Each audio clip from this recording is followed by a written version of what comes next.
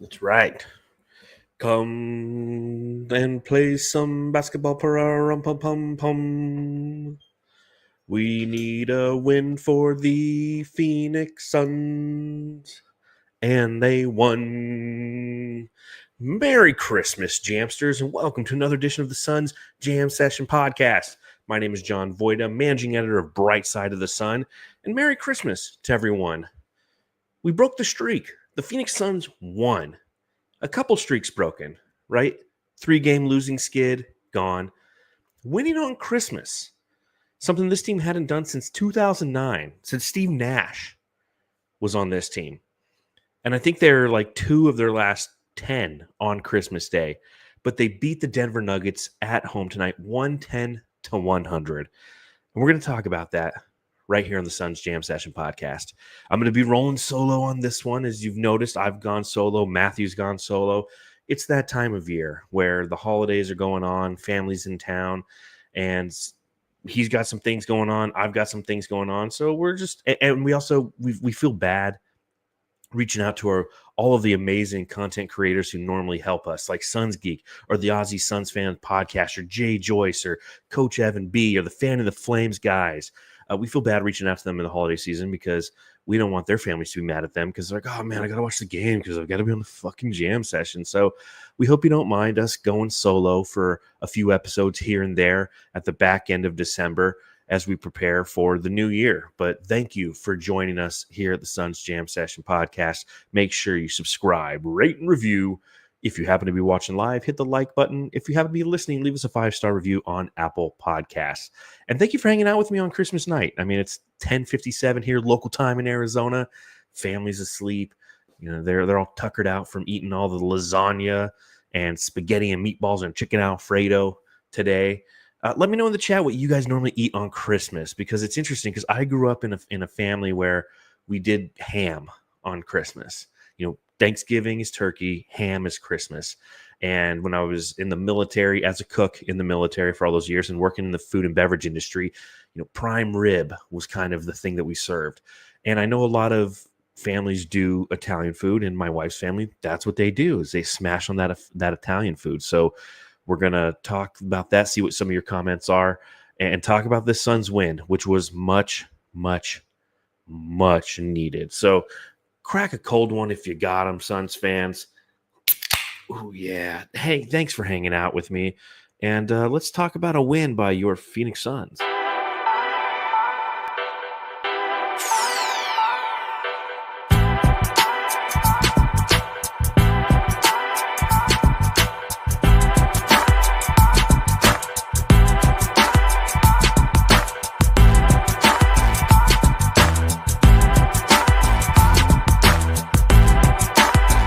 Right, it's a win for the Phoenix Suns, baby. A motherfucking win. 110-100. Phoenix Suns beat the Denver Nuggets, a team that they just lost to 2 nights ago. And I've been coming on the podcast for the past few weeks, because it's been probably about 3 weeks since we've seen good quality Phoenix Suns basketball. And I've been pissing and moaning, and I feel like it's justified. You know, part of doing this podcast, it's a reactionary podcast, right? If you happen to be one of the people who watch along live on YouTube, Facebook, Twitter, wherever, you pop in the comments and you are speaking with emotion based on what you just viewed. And I'm doing the same thing, sitting here in front of the little webcam with a microphone and some headphones on, doing the same thing. I'm generally speaking from emotion after these games. And it's been emotional over these past few weeks because of the way that this team has played so far underneath the talent that they possess. And that's what's the most frustrating thing.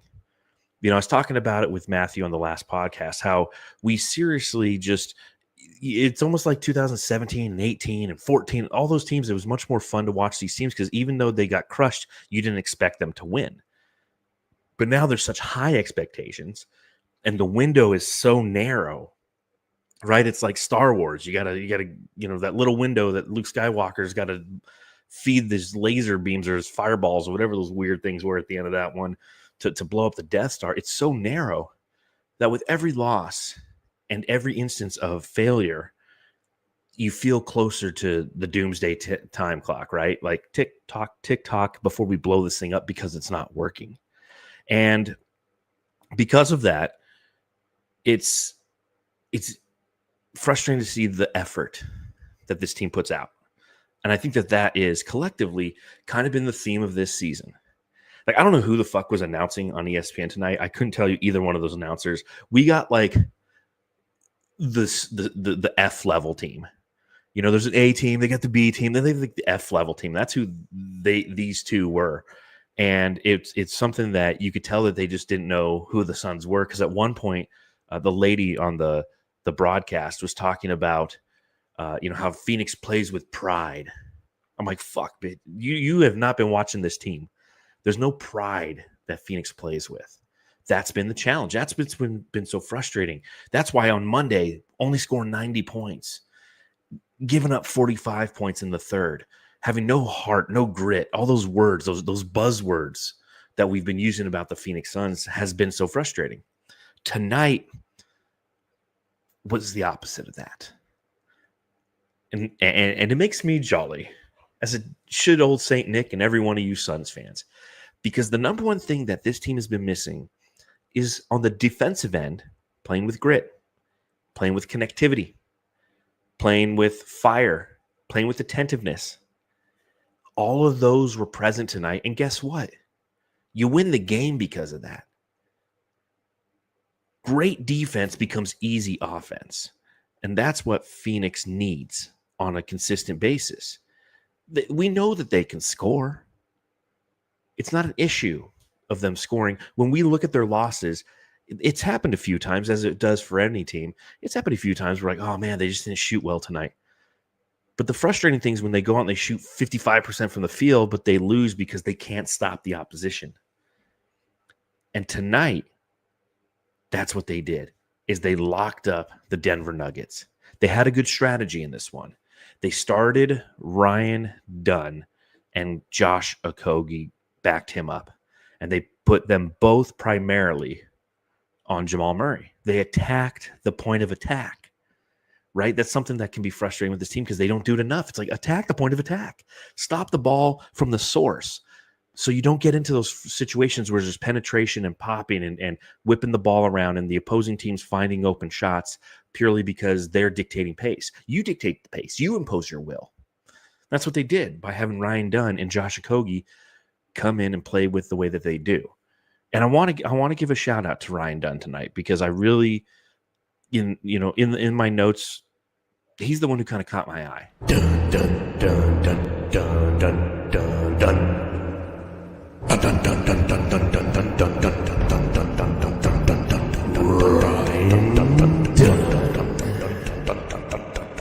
Now, it wasn't a crazy offensive night from Ryan Dunn, right? He played 20 minutes, 2 of 3 from the field, 1 of 2 from beyond the arc.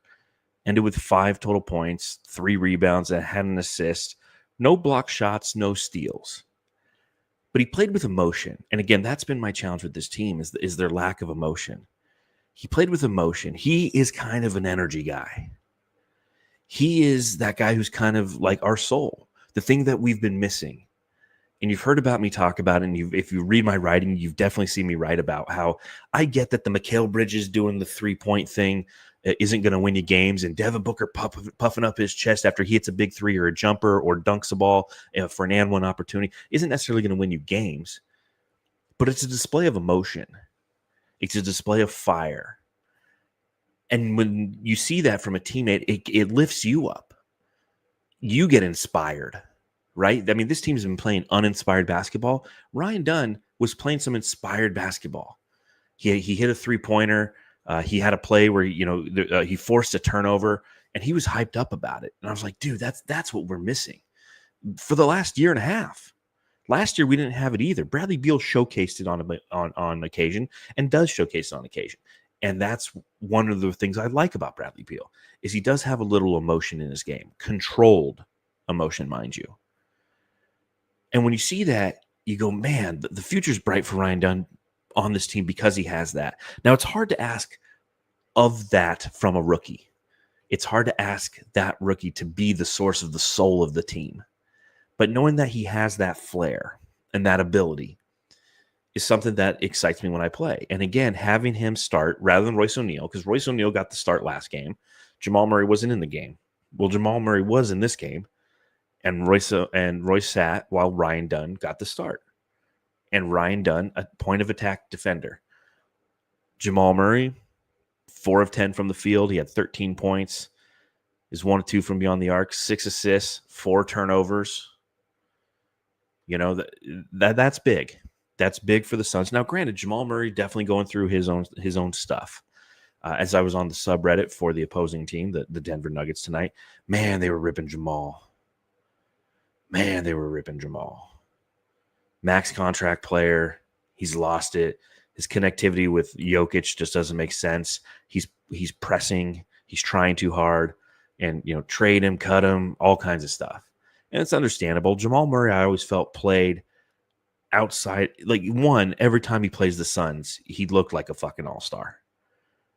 For years, he did. I mean, I remember, for some reason, it feels like, obviously, before doing the Suns Jam Session podcast, before writing for Brightside, it seems like every game I'd go to was against Denver. And it always came down to the last 3 minutes, and it was just the Jamal Murray pick and roll with Jokic. How many times did we see the Jamal Murray pick and roll with Jokic tonight? We really didn't. And part of that's because of the defense that the Suns were playing. It was great. We were forcing turnovers, not the other way around. Suns 9 turnovers, only let a total of 10 points off of those turnovers. How rare is that, right?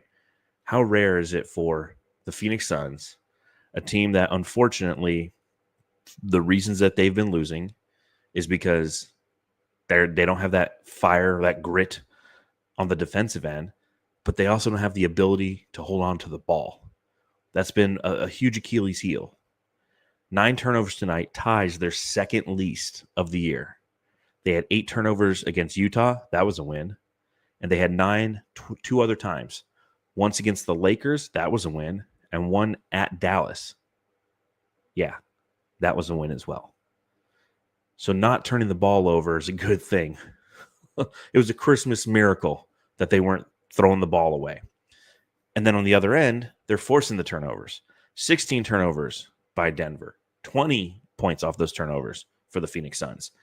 The script was flipped tonight, and it played in the Suns' favor. Their defense, you could feel it on that side of the floor. They permitted 27.6% shooting from beyond the arc. Denver was only 8 of 29. And 46% shooting overall. A hell of an effort from Phoenix on that side of the ball. I think that we should tip our hat to that because it was impressive to see. Before I go on to the next topic of conversation, I do want to see let's see what some people eat for Christmas. All right, as I mentioned, we had Italian food today. Quick shout out to Suns Fever 83, $5 in the super chat. Thank you and Merry Christmas. Says Merry Christmas, John. A good, much needed win. Team showed up. That's the effort we need from everyone. Amen, brother. Amen. We needed that effort. We finally saw it. Finally, after all the press conferences, after the bullshit, we got it. Mark N. Last night, my mom made meatloaf. Today, we got Chinese takeout. I hear that Chinese takeout's actually quite popular on Christmas as well. Michael Kolb, prime rib tonight, John. Nice. New York steaks today for Mike. I'm obsessed with New York strip steaks. Like I go and I buy like the 5-pack from Costco and I season them all up and I freeze them. And my wife says my cholesterol's fucked. David Ray, I had roast beef, I assume, or roast beast. He says roast beast. As one person put it. Okay, I had roast beast as one person put it, and ham, so both. And then braised roast today for Suns Fever 83. That sounds good. And then Andrew Jang says, Tyus key to Suns winning chip. Love the passing for alley-oop. The great thing in this one, as I mentioned, when you play defense, it leads to every easy offense. Man, we had fucking alley-oops today because there was steals that in transition led to offense. I mean, it was nice. Levi Smith in the chat, Merry Chrysler and Happy Honda Days. And a happy Toyota-thon unto thee as well. And Levi says, all Italian for me. So, yeah, you're like my family. Italian food it was. Leftover spaghetti for Keith Nettles.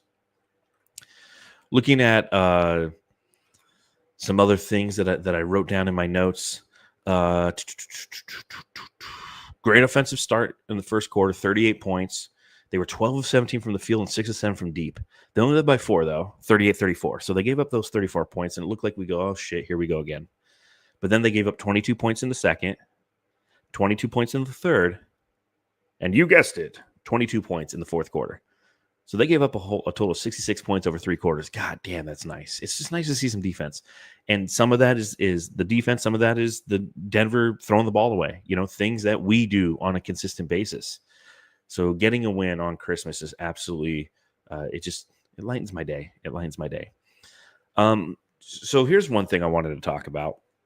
The Tyus, Katie, Nurk actions. So one thing that the team was kind of consistently going to, especially early in the game, is they were going through these, it was almost like the triangle offense. And if any of you have any knowledge of what Tex Winter's triangle offense is, essentially you have a big, and you work one side of the floor and there's kind of a triangle between like a guard, a wing, and a big, and you're constantly moving in this triangle and moving the ball simultaneously. And at some point in that action of moving around and passing in almost a 0.5 aspect, you're going to find an open shot. And we saw that today. We saw that with Kevin Durant. We saw that with Tyus Jones. And we saw that with Jusuf Nurkic. I mean, it was a solid game. And the way that they were attacking, it was kind of old school. I mean, the Chicago Bulls famously used to run that triangle offense, and as did the Lakers, because Phil Jackson was a Tex Winter's disciple. So fun to watch that. And it was a really damn good game by Nurk. Nurk. Delicious definition, make them boys go crazy. Oh. So obviously Nurk was kind of his own worst enemy the last time we played the Nuggets because of the foul trouble. I mean, 3 fouls in the first half, just was taken out of the game essentially. And Jokic was smart about it too. Like once he got 2, like he just kept attacking him. Jokic just kept attacking him. And in this game, Nurk played 30 minutes, 3-6 from the field, 1 of 4 from deep, although one of those was kind of an emergency one.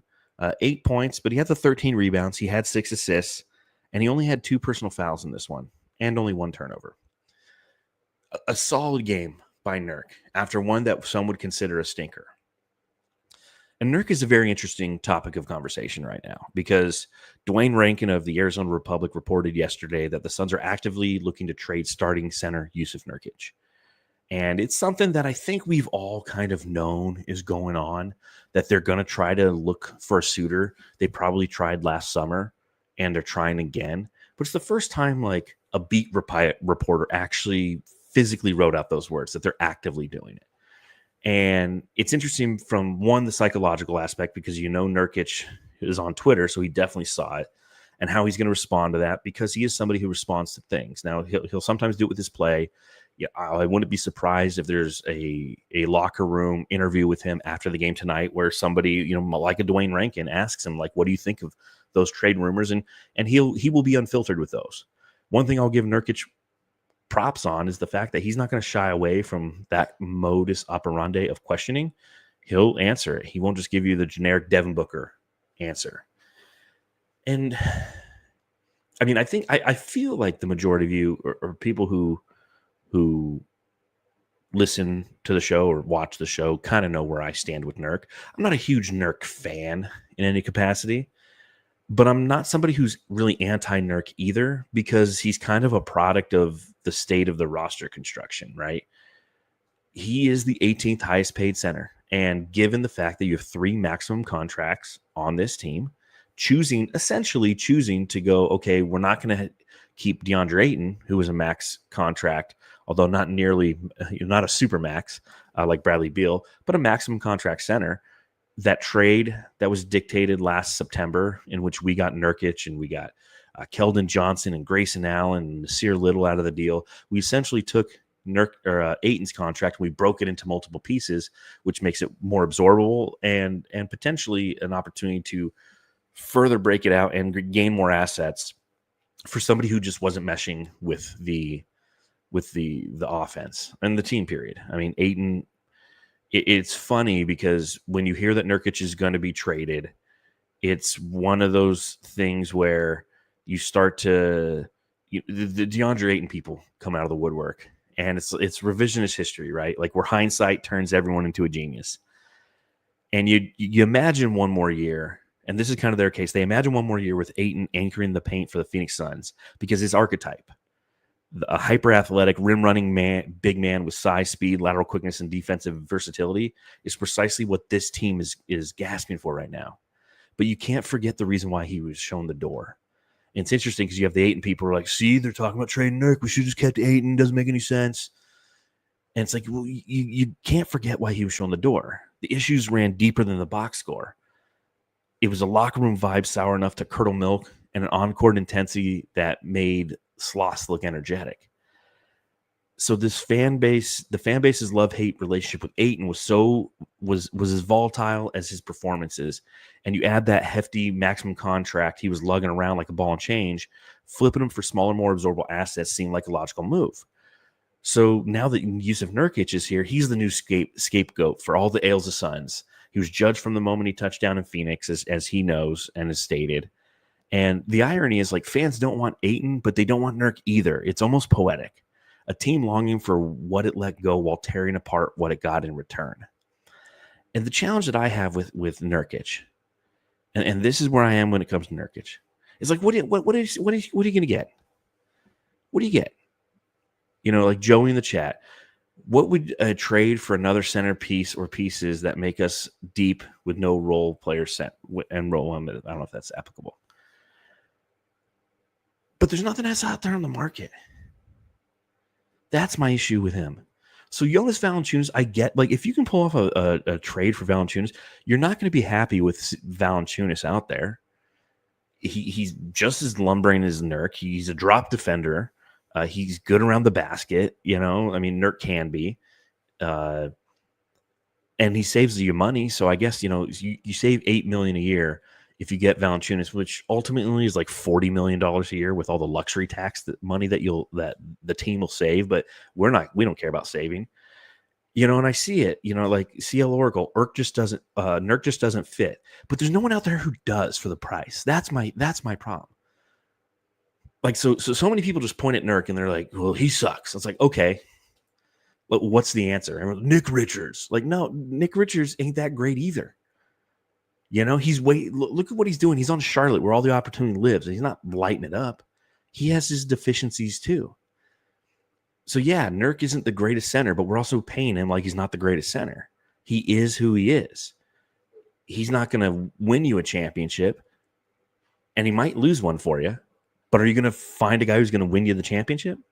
Or is the goal to just get a guy who's not going to lose it for you? He possesses the one thing this team doesn't have, and that's size. We don't have size. Nurk is the only guy who's got size. I see Joey, Clint Capella. Atlanta's playing good this year. They have no desire. And that's the issue. You go around the league and you have to think like, well, that would be nice, but who the fuck wants Nurk? And so I understand people going, you know what? Get Nurk out of here. I can't stand watching him, yada, yada. Like, you're valid to say all those things. But at the same time, like, if you're having a solution-based conversation, I'd like to hear the solution, because I've yet to really see one where, like, oh, shit. Like, it's like Butler, right? The reason I get excited when I hear Jimmy Butler, although I know it's not going to happen, is because it fits. And we can make it make sense. But we know that ultimately it doesn't make sense because, A, Miami doesn't want him, and B, Beal would have to trade his no trade clause. So it's kind of this double dip. Joey Lucia. So go get defense and depth and vets. Question mark? Like, potentially, but like, I feel like we're good on depth. This is a deep team. The issue with this team hasn't been the talent. The issue with this team has been the drive. CL Oracle, Walker Kessler. The Utah Jazz have specifically said they do not want to trade Walker Kessler, that they see him as part of their rebuild. So he's off the board. Would be great. He's off the board. And Suns Fever has the exact right thing here. Shout out to Suns Fever 83. The issues we have are deeper than Nurk. That's the answer. The challenge that we've had with this team is the drive. The things that I've mentioned at the front end of this podcast as to why this team was successful tonight, Those have been the issues with this team. Nurk is one of the few guys who plays with give a shit. He might not have talent, but he has give a shit. He's like the exact opposite of DeAndre Ayton. DeAndre Ayton had all the talent, but didn't have any of the give a shit. Nurkic is one of the few guys who plays with give a shit. And we want to trade him. Again, I get it. He has bad nights, but he had a good night tonight. Played well against Jokic, bodied him up. Jokic didn't eviscerate us. He had a stretch there where he played really well, but he didn't eviscerate us like he's been doing to teams left and right in the NBA. But again, I get it. I get that Nurk's a touch point for people. I know the Ayton stands are out there, and every time Nurkic has a bad game, they remind you that he's having a bad game. Not to really say that Ayton's better, but just to remind you, like, this is what we have instead of Ayton. And if that's the game that we want to play, then that's the game that we want to play. And I'm just not going to partake in it because I'm just kind of over that. Again, be solution-based. That's my thing, is be solution-based. So, all right, let's take a look at the comments real quick before I do some Subreddit. I'm not going to do Batman tonight. I'm just going to read them like an old bastard that I am. Let's see if there's any comments in here. Let's see. I'll just pull this one up. The unknown. I'm only able to join the live chat because I'm always working, but fuck yeah, we need this win. I think it was our best win this season. That's from the unknown. I agree. This was a fun game to watch. We were in control primarily the whole time. It's been a while since I've watched a game and I go, you know what? I feel comfortable. I feel like the Suns are doing what they want to do. It's been a rarity this year. And like you said, much needed. Much needed. All right, let's go ahead and let's get into some subreddit stakeout and tell you what the people in Denver were saying. The Suns Jam Session subreddit stakeout. All right, if you're new to the show, one of the things that we do here on the Suns Jam Session podcast is we hang out on the opposing team's subreddit to hear what they have to say. See how they're absorbing the game, see how they think of the Suns from afar, because we know how we feel. And obviously, this being a win for the Suns, this was a fan base that was freaking out. And it's kind of funny because it's the exact opposite of what happened Monday. Because Monday, like, we were freaking out, now they're freaking out. But let's pop in some of these comments here that were on the Denver Nuggets subreddit. All right, had some adobo loco faya sauce on my burrito to prep for this game with some spice. I may have gone slightly overboard. Shit's spicy, yo. So much like our podcast, how I began talking about food before the game start, they were talking about food. And this is another GOAT comment right here.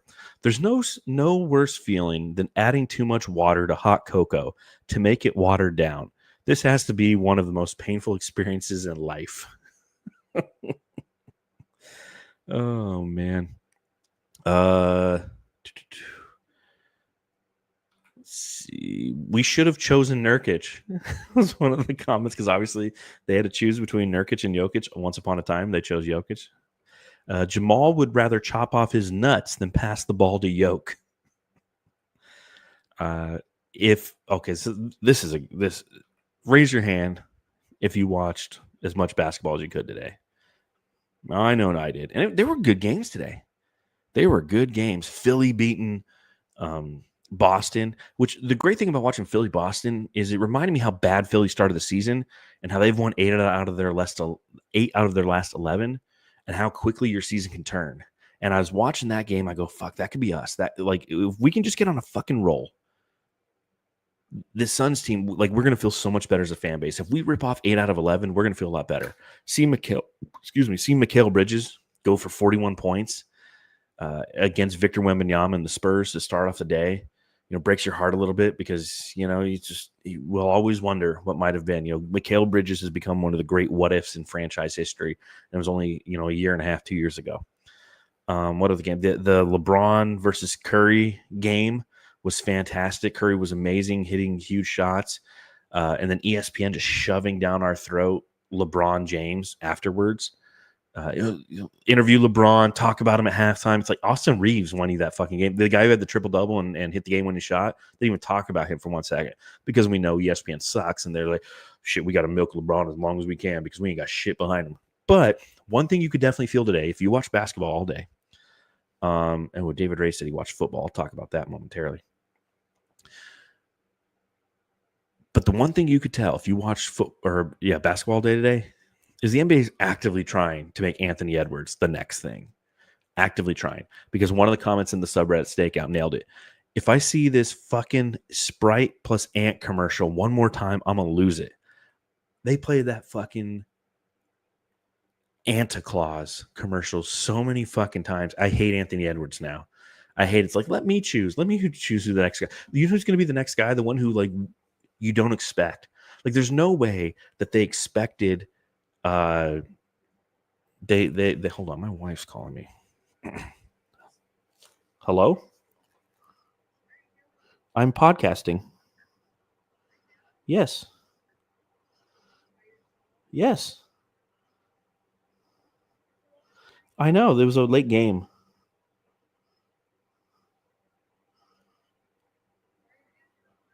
Well, because I don't want to not answer the phone. You'll get mad at me.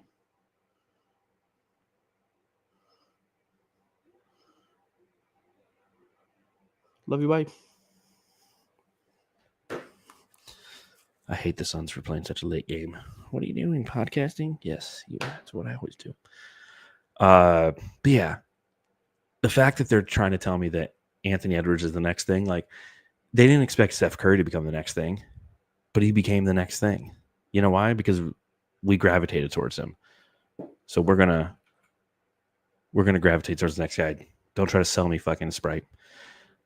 Anyone want to tell Steven this halftime show is for the Nuggets Suns? Their Disney daddy's making them talk about LeBron and Curry because of the money. See, there you go. Right there in the subreddit stakeout. KD is kind of good at basketball. His free throw shot irks me, though. Quality comment. And last but not least, kind of to my previous point, fuck NBA scheduling. Because, yes, this game started so late, and it's still so late. And now all of our wives are mad at us because we're talking about it. The Suns Jam Session Subreddit Stakeout. All right, a couple more things before we get out of here. David Ray said, I watched football, not basketball, though I did see a little bit of the Mavs T-Wolves game. I refuse to watch football today, and I love what LeBron said. I will agree with him. He goes, I love the NFL, but Christmas is our day. Yeah, like this is a day of basketball. Like football, I give a shit. The Houston Texans scored 2 points. Man, I'm glad I missed that. That was pathetic. I should have said, where is she on the phone to my wife? Oh, man. But yeah, I mean, a quality win by Phoenix. And now, we'll hand out a little hardware, and it'll be interesting to see what you guys say in the chat on who gets the Jam Star. Jam Star of the game. I talked about Ryan Dunn. I didn't talk about Bradley Beal or Kevin Durant. Both had great performances. Both had 27 points each. 9 of 26 for KD. 11 of 21 for Bradley Beal. And Bradley Beal is the one who gets my Jam Star in this one. His effort, his drive, hitting key shots. That's some of the best Bradley Beal basketball I've seen since he joined the team. Michael Cole gives it to Monte Morris. Monte played very well as well. Gamby gives it to Bradley Beal. David Ray, Durant, and Beal co-Jam Stars of the game. Bradley Beal for Carson Fisher as well. Mike gives it to J.O. and the great Team D. I agree. Saul gives it to Santa because he brought the win. Yeah, I mean, these are all valid answers. This team looked really good tonight. Saul also gives it to KD. But yeah, just a great win for Phoenix. A much-needed great win for this team. And, now we turn our eyes to Friday and we play the Dallas Mavericks. And what's going to be interesting about playing that game is Luka Doncic is now out, potentially for an extended period of time, with a calf strain. He injured that today on Christmas against the Timberwolves in a game where they lost. So, I mean, we don't know what to expect from the Mavs, obviously, without Luka. Is this a Kyrie-heavy game? Is Devin Booker going to be back? A lot of question marks, so I can't call it. I'm just going to enjoy the good vibes now, and I'm not going to go crazy trying to figure out what's next for the Suns. Like, we got to go in one game at a time mode. But hope is on the horizon, and we did it. We finally won a fucking game. 15-14. Way to go, Suns. So, On that note, I'm going to go get yelled at. So everyone, make sure you have a very, very Merry Christmas. I appreciate you hanging out with me. It's time for me to go home and love my family.